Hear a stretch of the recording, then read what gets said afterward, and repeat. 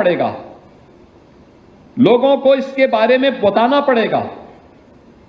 Bus stand, taxi stand, three wheeler stand, इसके लिए नगर निकायों के साथ डिस्ट्रिक्ट बोर्ड की जो कमेटियां उनके साथ में बैठ करके तय करना पड़ेगा कि भाई इनके लिए पार्किंग स्पेस तो सड़क वाहन खड़े करने के लिए नहीं है। कोई ट्रक, कोई टैंकर सड़क के किनारे न खड़ा हो, बल्कि जो उसके लिए जगह रिजर्व की गई हो वहीं पर वो खड़ा हो। ये जिम्मेदारी बनती है परिवहन विभाग के अधिकारियों की, पेट्रोलिंग बढ़ाएं, इन चीजों को दुरुस्त करें। एक तरफ यह सड़क सुरक्षा के नियमों का पालन करके हम सड़क दुर्घटनाओं को न्यूनतम स्तर पर ला सकते हैं। दूसरा, जो प्रधानमंत्री जी ने देशवासियों के सामने लक्ष्य दिया है नेट जीरो एमिशन का, कार्बन उत्सर्जन को न्यूनतम करना है, इलेक्ट्रिक व्हीकल उसका एक बेहतर माध्यम है। परिवहन विभाग भी, नगर विकास विभाग भी इस दिशा में कार्य कर सकता है। एक स्वस्थ प्रतिस्पर्धा होनी चाहिए। मेरा मानना है अकेले परिवहन विभाग और नगर विकास विभाग थोड़ा भी प्रयास कर ले, अकेले उत्तर प्रदेश में 3 लाख नई नौकरी सृजित करवा सकते हैं आप लोग। 3 लाख नई नौकरी केवल बसेज खरीद करके, गांव गांव की कनेक्टिविटी को, शहर टू शहर की कनेक्टिविटी को बेहतर करके, पब्लिक ट्रांसपोर्ट की बेहतरीन सुविधा भी दे सकते हैं और एक स्वस्थ प्रतिस्पर्धा करिए। परिवहन विभाग भी चलाएं, निजी क्षेत्र को भी परमिट करिए।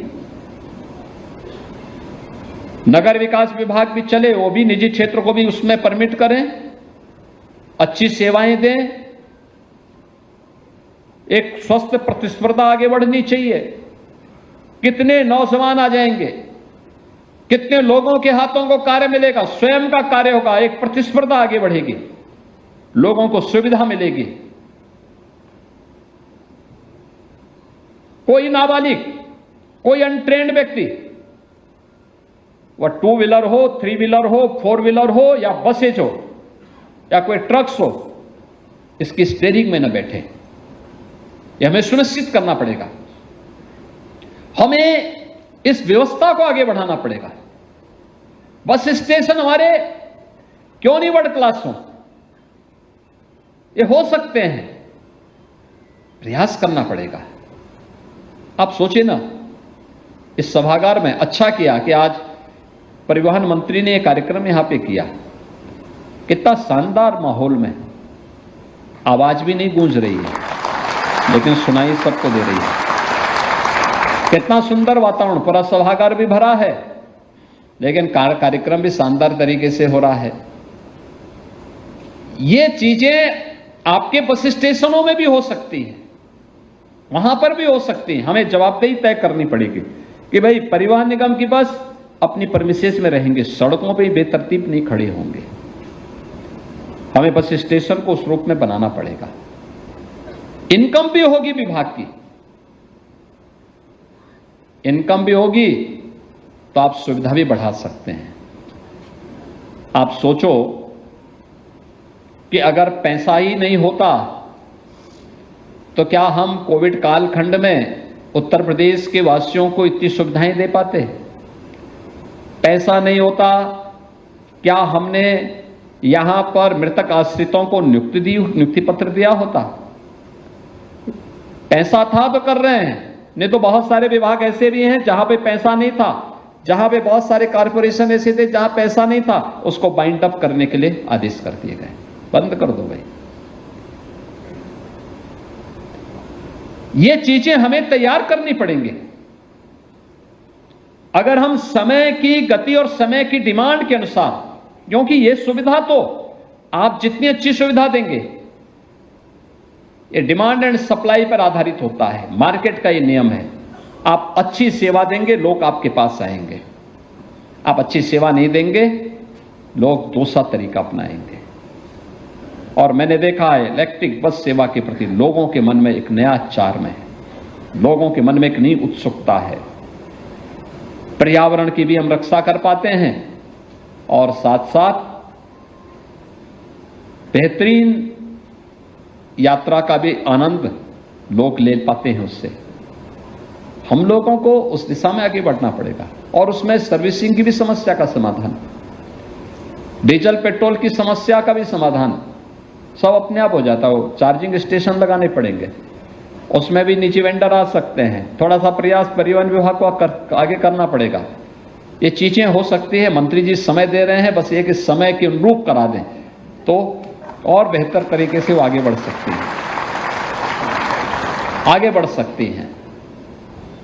और ये चीजें हमें आगे बढ़ानी पड़ेंगी, इसके लिए हमें तैयार होना होगा। स्क्रैपिंग के भी उसको हमें देखना पड़ेगा। जितने भी आउटडेटेड सरकारी वाहन हैं, जितने भी हैं, उन सबकी को स्क्रैप तक भेजना, स्क्रैपिंग करनी चाहिए। उसका भारत सरकार लाभ दे रही है। कोई निजी वाहन भी अपना स्क्रैप करना चाहता है तो उसको हम रोड टैक्स में छूट दे रहे हैं। ये बार बार ये सुविधा नहीं मिलेगी। पुराने वाहन को ले जाने से अच्छा है, पर्यावरण के लिए चुनौती और स्वयं की सुरक्षा खतरे में डालने से अच्छा है स्क्रैप करो, रोड टैक्स का लाभ प्राप्त करो। कितनी अच्छी सुविधा दी जा रही है, लेकिन उस सुविधा के साथ हमें जुड़ना पड़ेगा। और भी अन्य ड्राइविंग का जो ट्रेनिंग के इंस्टीट्यूट बने हैं, उनके सेंटर बने हुए हैं, इसको और जवाबदेही के साथ चलाने की आदत डालनी पड़ेगी। लोगों की जिम्मेदारी को तय करना पड़ेगा। ये सभी परिवहन विभाग की छवि को और बेहतर करने में एक निर्णायक भूमिका का निर्वहन कर सकता है। और मुझे विश्वास है कि आज जो कार्यक्रम हम लोग परिवहन विभाग का कर रहे हैं, इन सभी कार्यक्रमों को व्यवस्थित तरीके से आगे चलाने और पब्लिक ट्रांसपोर्ट का एक बेहतरीन केंद्र उत्तर प्रदेश परिवहन निगम बन जाए, बस इसके लिए मैं आपका आह्वान करने के लिए आया हूं। बेहतरीन क्या आपके सामने कोई और ठहर पाएगा? और आप में तो जज्बा है। कोविड में हम देख रहे थे, लॉकडाउन हो गया था, लोगों ने कहा कौन काम करेगा। परिवहन विभाग के सभी चालक परिचालक आ गए थे और उन्होंने गाजियाबाद से, नोएडा से, बुलंदशहर से और एनसीआर क्षेत्र से जहां जहां कहा गया वहां तक पहुंचाने का काम किया था सभी यात्रियों को। राजस्थान के अंदर से भी कोटा में जो लोग कोचिंग कर रहे थे, एक साथ वहां से लोगों को लाने, उत्तर प्रदेश में उनके जनपदों तक पहुंचाने, उत्तराखंड में भी उन तक पहुंचाने तक का कार्य परिवहन निगम के ही हमारे चालक परिचालकों ने किया था। ऐसे ही महाकुंभ के दौरान भी जब बहुत ज्यादा भीड़ रेलवे स्टेशन पे होती थी तो हम परिवहन निगम की ही बसेज को दौड़ाते थे।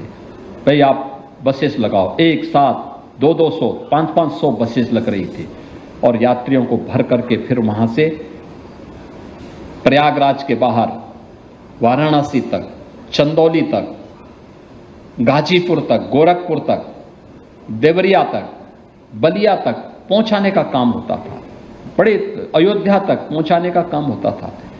ये तब जब हमारे पास साधन थे, तब ना सुविधा थी, तब हमें इन सब के लिए अपने आप को तैयार करना पड़ेगा।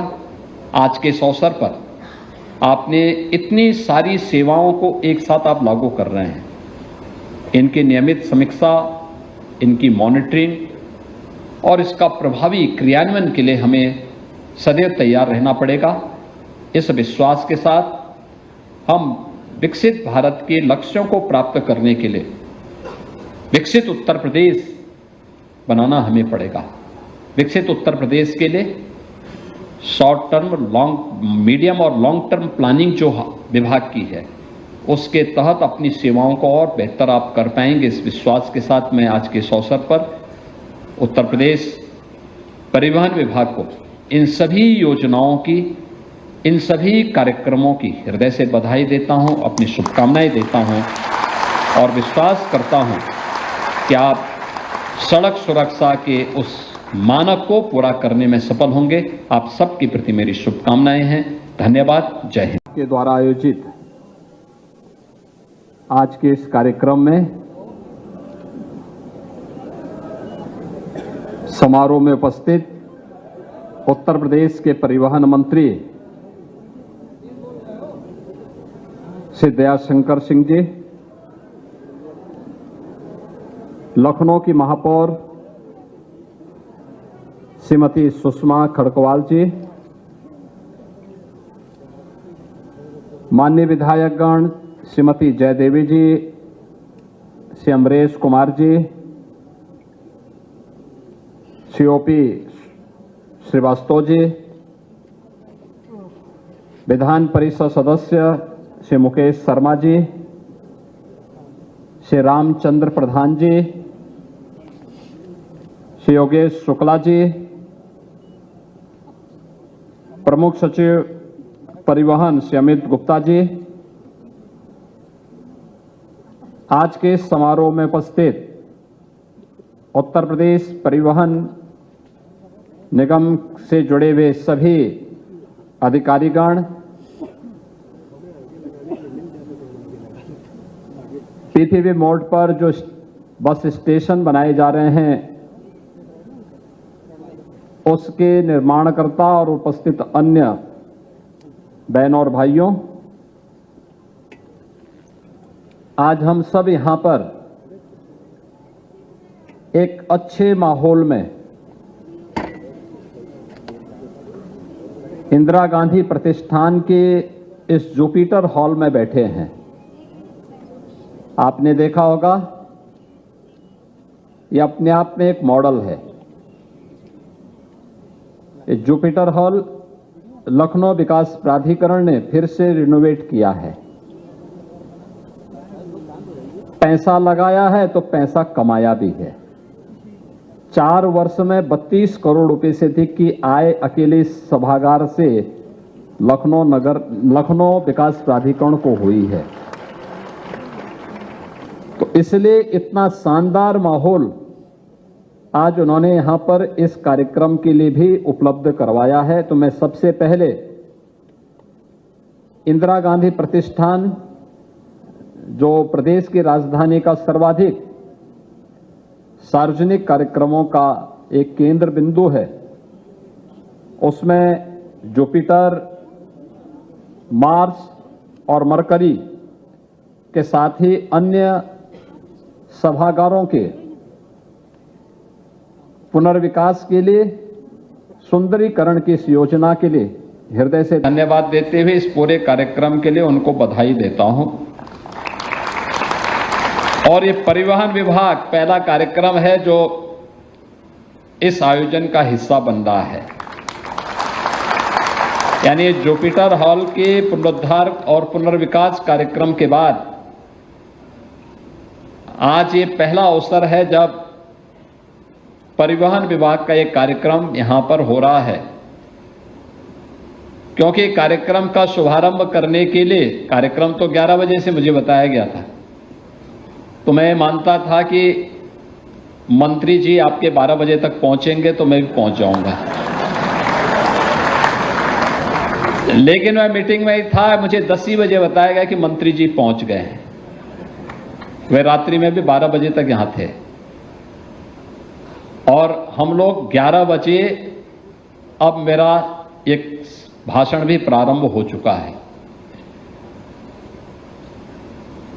यह एक मॉडल है और मुझे लगता है कि मंत्री जी समय से पहले आए, तो इसका मतलब यह है कि अब वह भी चाहते हैं कि परिवहन विभाग के जो बस स्टेशन हैं वे भी इसी प्रकार से सुंदर बने, व्यवस्थित बने और आम जन को अपनी ओर आकर्षित कर सकें, इसलिए उनकी उपस्थिति अत्यंत महत्वपूर्ण है।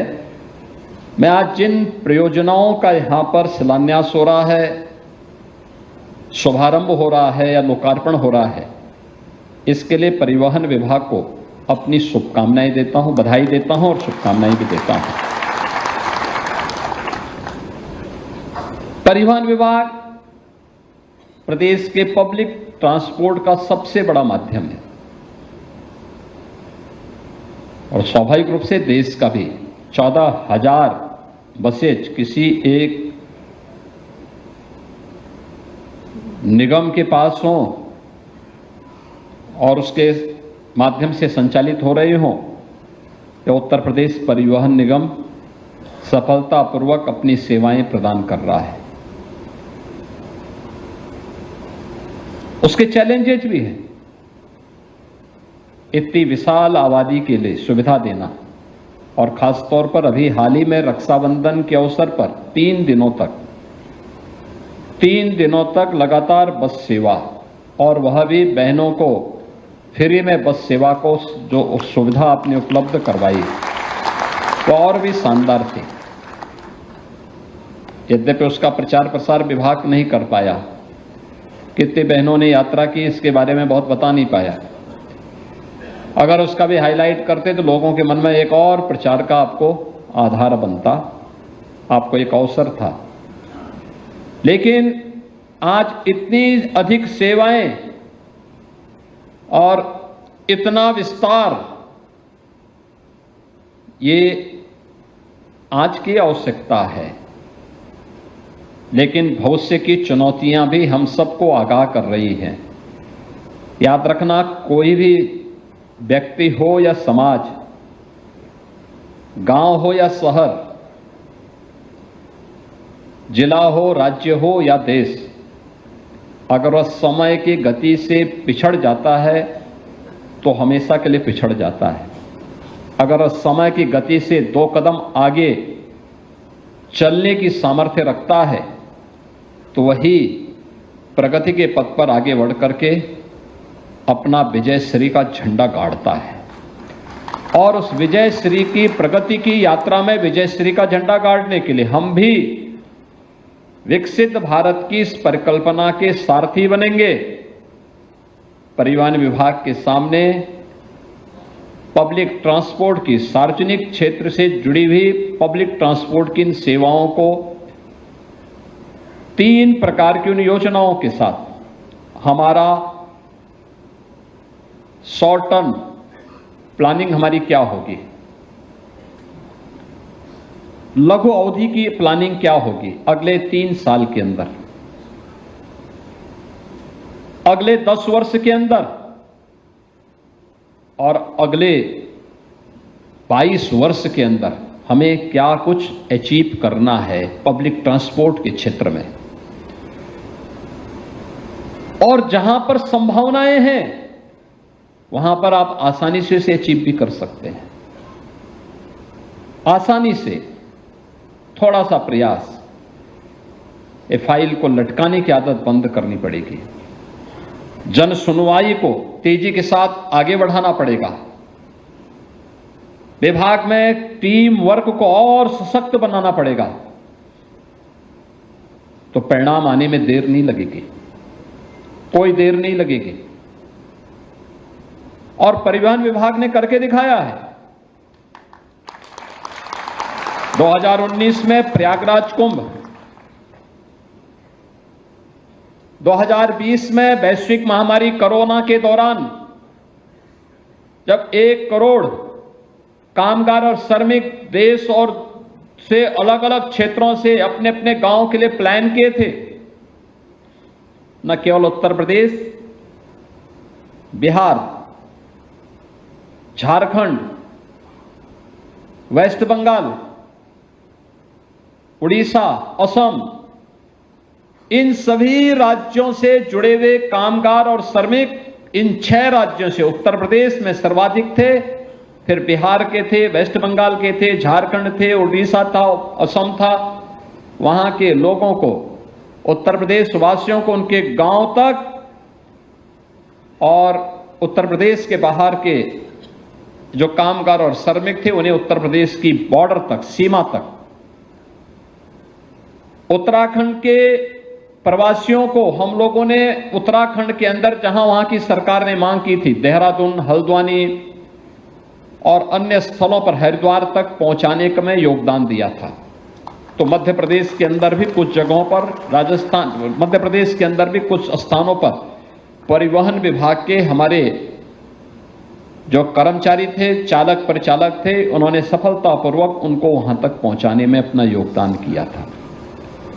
और अभी हाल ही में आपने देखा होगा इसी वर्ष के प्रारंभ में दुनिया का सबसे बड़ा धार्मिक आध्यात्मिक आयोजन प्रयागराज महाकुंभ, कितना भीड़ था, 66 करोड़ लोग 45 दिन के आयोजन में आए थे और 45 दिन के इस आयोजन का हिस्सा बने थे।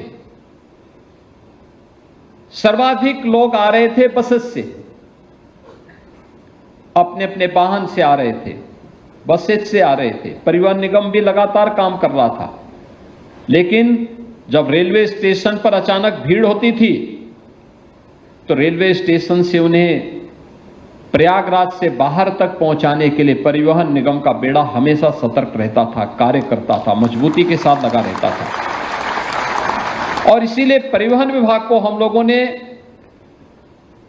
हमेशा इस बारे में माना है कि परिवहन विभाग हमेशा प्रदेश के अंदर यह समय का साथी है। जब कोई आवश्यकता पड़ती है उस समय आवश्यकता के अनुरूप अपनी सेवा देने के लिए तत्पर दिखाई देता है और इसलिए राज्य सरकार ने समय समय पर परिवहन विभाग के पुनर्विकास के लिए, उनके पुनरुद्धार के लिए अपनी योजनाओं को खुले और मुक्त हस्त से उन्हें सपोर्ट भी किया है। आज उन्हीं सेवाओं को और बेहतर बनाने के लिए बहुत सारे कार्यक्रम यहां पर प्रारंभ किए गए हैं, जिसमें जन सेवा केंद्रों के माध्यम से परिवहन सेवाओं को उपलब्ध कराने के कार्य का शुभारंभ भी हुआ है और परिवहन विभाग के माध्यम से सीएससी के साथ एमओयू भी हुआ है, यानी एक कॉमन सर्विस सेंटर के माध्यम से भी आम जन को उसकी सुविधा उपलब्ध हो सके, वह अपनी जरूरत के हिसाब से परिवहन विभाग से जुड़ी हुई सेवाओं का उपयोग कर सके। आज ये एमओयू यहां पर संपन्न किया गया है।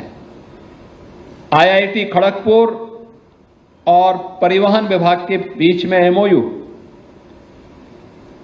यह इस विभाग में तकनीक का उपयोग करते हुए सड़क सुरक्षा के मानकों को कैसे हम आज नेशनल एवरेज से भी अच्छा करने में सफल हों, जो हमारे लिए एक चुनौती बनी हुई है, उसका भी एक एमओयू यहां पर संपन्न हुआ है।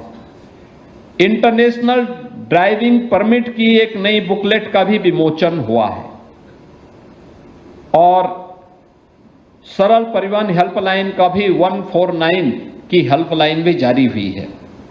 149 की हेल्पलाइन एक सामान्य पैसेंजर के लिए बहुत महत्वपूर्ण है, क्योंकि जब आपने डिजिटल बस ट्रैकिंग ऐप का शुभारंभ कर दिया है तो ये ऐप के साथ साथ हेल्पलाइन एक सामान्य नागरिक को अत्यंत मदद करेगा अपने परिजन के बारे में, अपने नातेदार रिश्तेदार के बारे में कि वह व्यक्ति कहां पर पहुंचा है, कहां पे व्यवस्था है, क्या सुविधाएं हैं।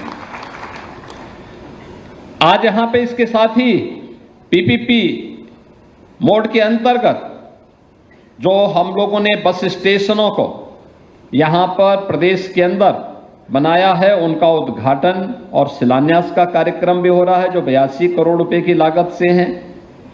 और पीपीपी मोड पर विकसित किए जाने वाले जो बस स्टेशन हैं, 23 बस स्टेशन हम लोगों ने अब तक इसके लिए अनुमोदन कैबिनेट से दिया है, जिसमें से 7 का शिलान्यास हो रहा है, लेकिन शेष 16 भी तत्काल तैयार हो जाए। इसके साथ ही हर जनपद में जाना है तो 54 ऐसे अन्य बस स्टेशन भी इंतजार कर रहे हैं, जहां पर पीपीपी मोड पर हमें वर्ल्ड क्लास इंफ्रास्ट्रक्चर विकसित करना है। एक छत के नीचे बस स्टेशन भी होगा, रेस्टोरेंट भी होगा, यात्री चालक परिचालक की सुविधा, उनके लिए भी फैसिलिटेशन सेंटर होगा, तो वहां पर होटल आदि की सुविधा भी हो। कोई व्यक्ति पैसेंजर आया है, उसको ठहरना है, उसकी सुविधा हो, पार्किंग की उचित व्यवस्था भी हो। ये सभी चीजें हमें इसके माध्यम से विकसित करनी होंगी। एडीटीसी के 4 नवीन केंद्रों के प्रमाण पत्र भी यहां पर आज जारी किए गए हैं।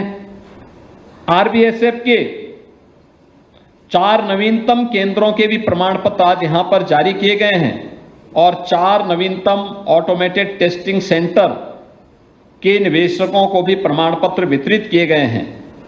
जन सेवा केंद्रों के माध्यम से परिवहन सेवाएं उपलब्ध कराने के विषय में भी यहां पे प्रमाण पत्र दिए गए हैं और राष्ट्रीय ग्रामीण आजीविका मिशन के अंतर्गत महिला स्वयंसेवी समूह को से जुड़े हुए 3 महिलाओं को भी जो योग्य थी, दक्ष थी, उन्हें नियुक्ति पत्र भी यहां पर वितरित किया गया है।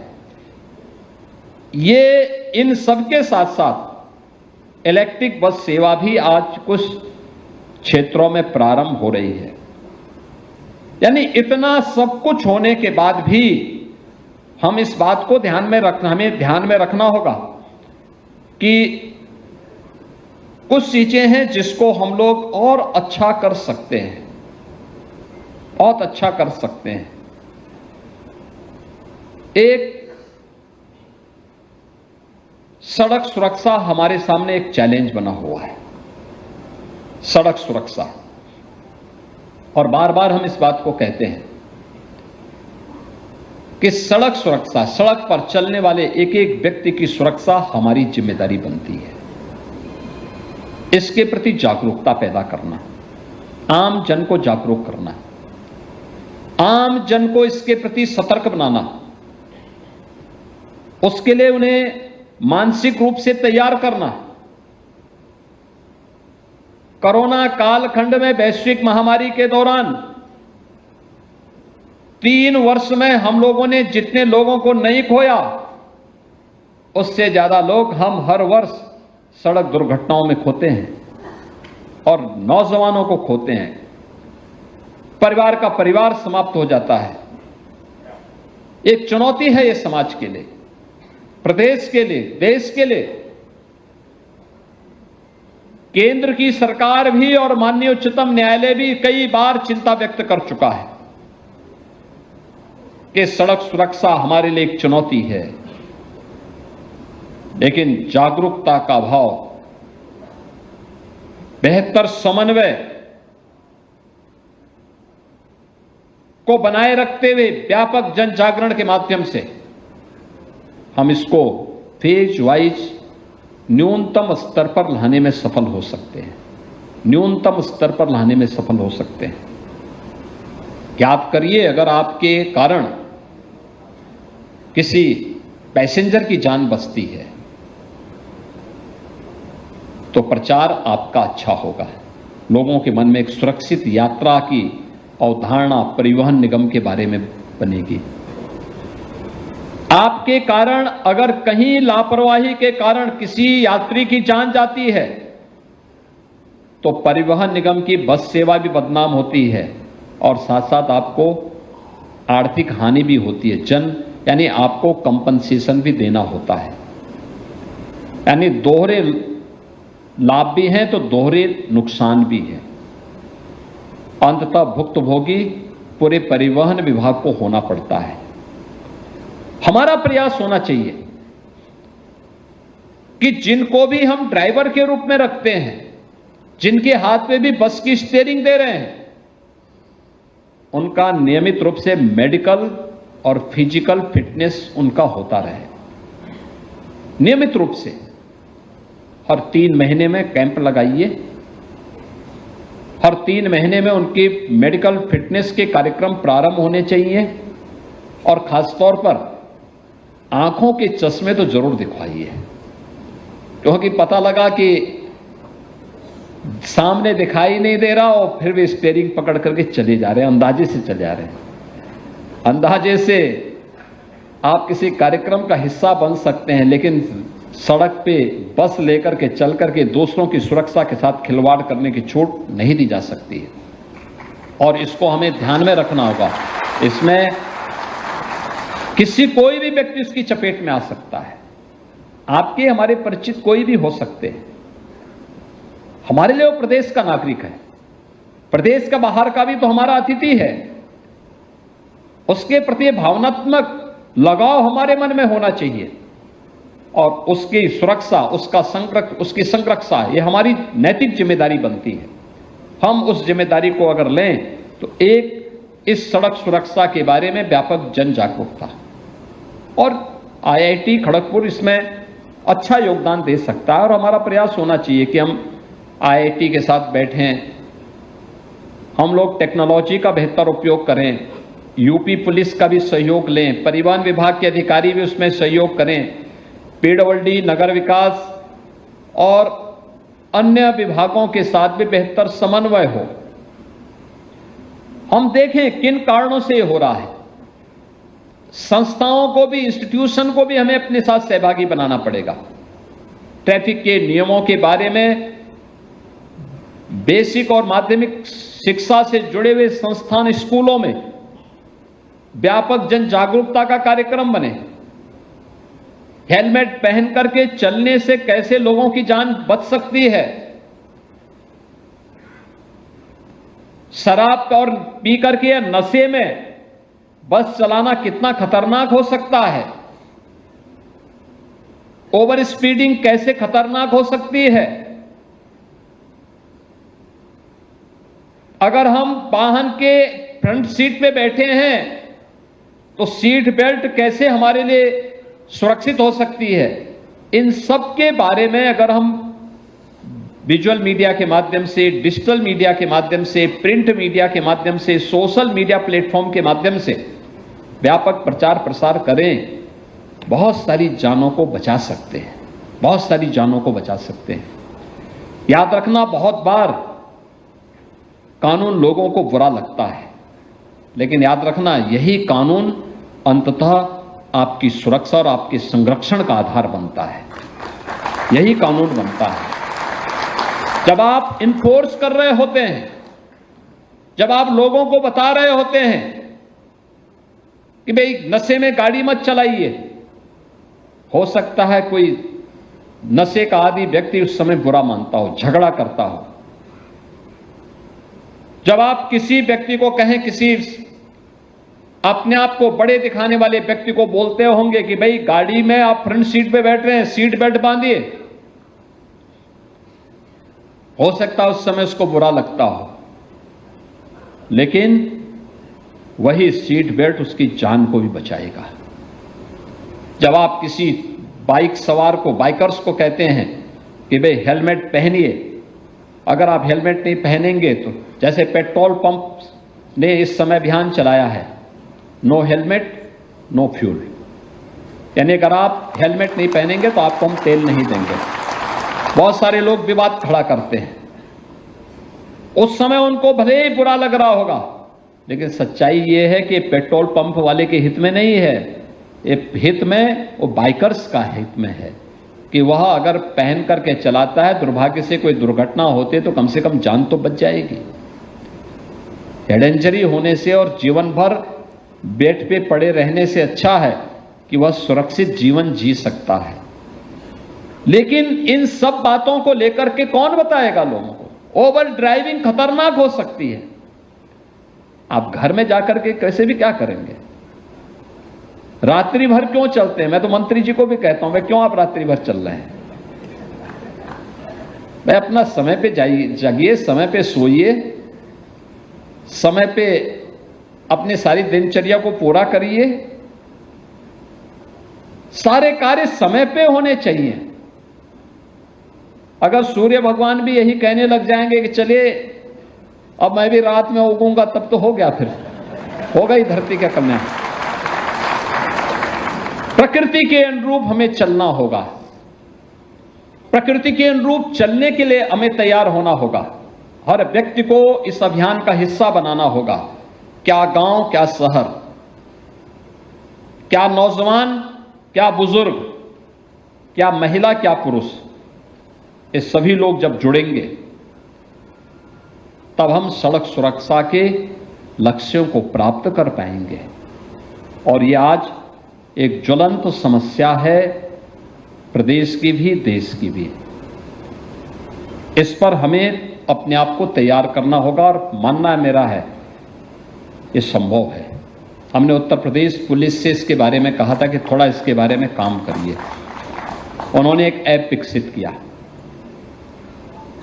देखा कि किन क्षेत्रों में एक्सीडेंट होते हैं और उस पर उत्तर प्रदेश पुलिस ने कार्य करके उस ऐप को अप्लाई किया, कार्य किया, वहां पर पुलिस की ड्यूटी भी लगाई और अन्य तरीके से भी कार्य किए। परिणाम क्या रहा? अवेयरनेस का परिणाम क्या रहा? जहां महीने में 18 दुर्घटनाएं होती थी, उस स्पेसिफिक स्थल पर वह घट करके एक महीने में 3 पर आ गई और लगातार 3 महीने से प्रयोग चल रहे हैं हमारे। बहुत सारे स्थान हमने चिन्हित किए जहां पर ये चीजें आ रही हैं। आप सोचो 18 दुर्घटनाओं को घटा करके 3 पर पहुंचाना और 3 को 0 पे पहुंचाना, ये रिजल्ट लाएगा। अलग अलग क्षेत्र में हमें इन चीजों को तैयार करना पड़ेगा। परिवहन विभाग के अधिकारियों को सड़क पर उतरना पड़ेगा, लोगों